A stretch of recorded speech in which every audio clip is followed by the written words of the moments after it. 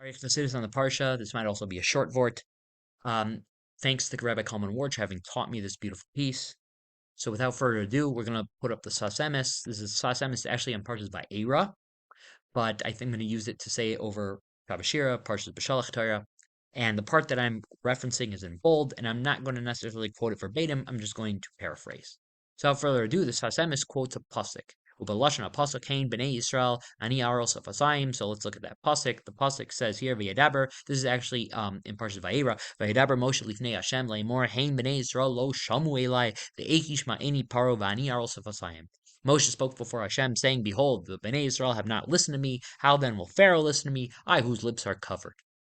Now, many Mefarshim ask a question on this pasuk, and I know there are terutzim, there's ways to answer it up, that this is not a question, and even in this translation from the Mitsuda that I have up here, it might not be a question, but let's just go in my direction, and you'll kind of see where I'm going with this.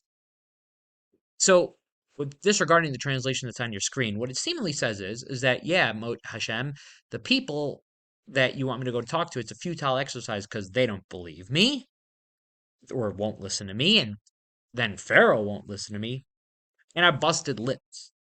Now, if you understand it like that, the added idea of saying, and I have busted lips, I have covered lips, kind of seems like extraneous. Like, what are you adding on with that? I mean, you already said they won't listen to you. So that sounds like they won't listen to you, like, no matter what, because you're adding on, oh, and I have busted lips, like that. Like it's an added on thing. If you kind of hear what I'm saying? Meaning, since it should go like this, I have busted lips, and Bnei Israel's not going to listen to me, and Pharaoh won't listen to me, and that kind of implies that because I have busted lips, or I have covered lips, or an impaired lips, then Bnei Israel, because of that, Bnei Israel won't listen to me, and Pharaoh won't listen to me. But if you say Bnei Israel won't listen to me, Pharaoh won't listen to me, and I have busted lips, and you say it as and, which is the literal translation, not like this English translation that we have in front of us, well, then it kind of seems like a random fact. So Sas Emes then wants us to turn to a pasuk in this week's Parsha, Parsha's Beshalach. And we know in this week's Parsha, we read about the Shira Yam, the song that Bnei Israel sang at Kriyas Yamsuf. In fact, we call this Shabbos Shira because of this. So it says, Az Yashir Moshe u'Bnei Yisrael es Ashir Hazos LaHashem vayomeru le'emor Ashir LaHashem ki ka'oga susrocha rama bayam. Then Moshe and Bnei Yisrael sang this song to Hashem, and they said, I will sing to Hashem, for he is most high. Horse and its rider he threw into the sea. So first, let's examine the word uz. Uz in Hebrew means then.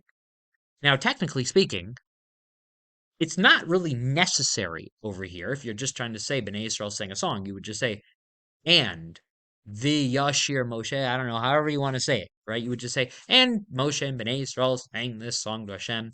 What does uz mean? Uz implies then, and then has a specific connotation. Then means at this moment, or that moment, and not earlier, and not later. Like there's something unique about this moment.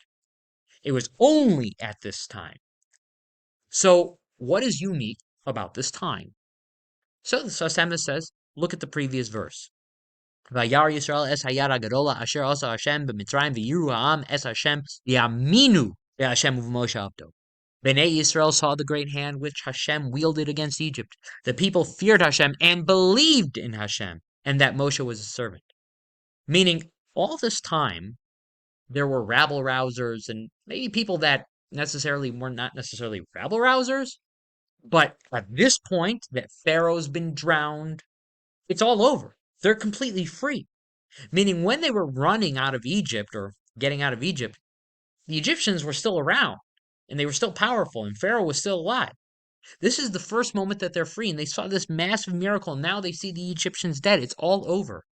So at this moment, V'yaminu ba'Hashem u'Moshe abdo, they believed in Hashem and Moshe, his servant. This was the time that they finally did it. We don't see this earlier.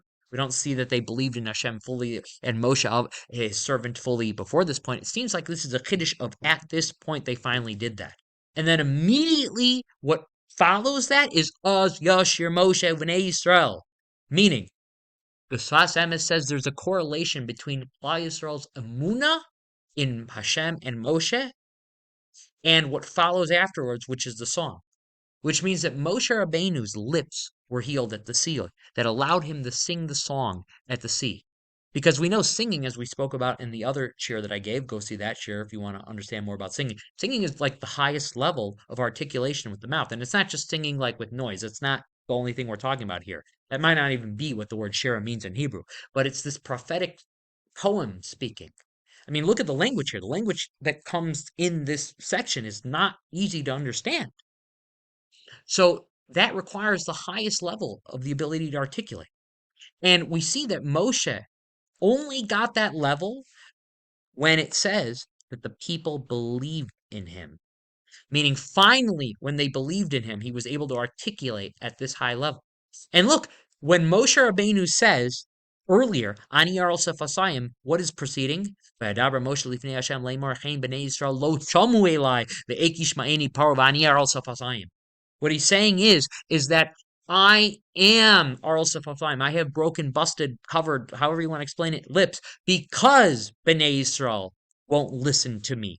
It's a sign that it's futile for me to speak to B'nai Yisrael, that I still have busted lips. Why should I speak to B'nai Yisrael? I know they won't listen because my lips are still busted.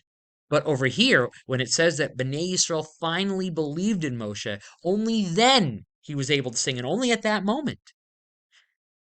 And this teaches us a beautiful eternal lesson. The Sfas Emes correlates this to a Gemara that talks about where a rabbi sees Eliyahu Navi and he says to him, "When are you coming?" Meaning, like, when are you coming and bringing Mashiach? And Eliyahu Navi responds, like, or Mashiach responds and says, "Whenever you bring me." Meaning, don't ask me when I'm coming. When are you bringing me? Meaning, leaders of Klal Yisrael, and this is Musar for them, can't think that they're chashuv on their own. They are chashuv because of the people who they represent. Meaning we give them the power to function. That's what you're seeing over here. Moshe's ability to articulate and convey ideas clearly came from Klal Yisrael's belief in him. A leader is a reflection of the people who he's leading. In fact, it's one time said, I believe it's either the Baal Shem Tov or the Baal Tanya, I don't remember which one, but I think it's the Baal Shem Tov, that one time he was davening in a minyan, and, we can assume that he maybe had a longer Shemona Esrei than the average person. And when everybody had walked out from the shul, he was still davening. And who knows, like a half hour later, his Talmidim or his Chassidim come back into the room and they find the Baal Shem Tov on the floor, like swimming on the floor, so to speak. They think like maybe, I don't know, is he having a seizure? What's going on? So they go and they pick him up and they say, Rebbe, what's going on? And he says to them, I don't know. You see, I was here and I was able to daven because I just, in like the spheros and everything that I reached, we were all together on high like a tall mountain. And then the mountain was yanked from underneath me.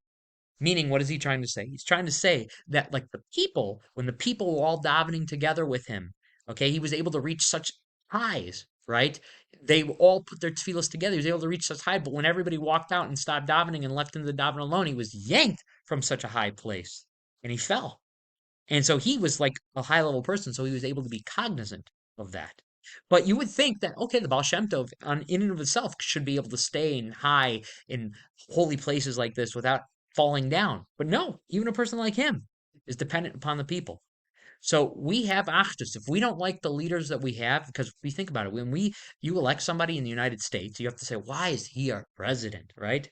Well, think about it like this. If he's your president, what's that saying about you? Are you sure you have nothing to change? Are you sure you don't get the leader you want? You get the leader you deserve. So you got to think about that. So let's try to get by deserving the best leaders possible by fixing ourselves and working on ourselves and realizing that if we happen to be in positions of leadership, that it's not us.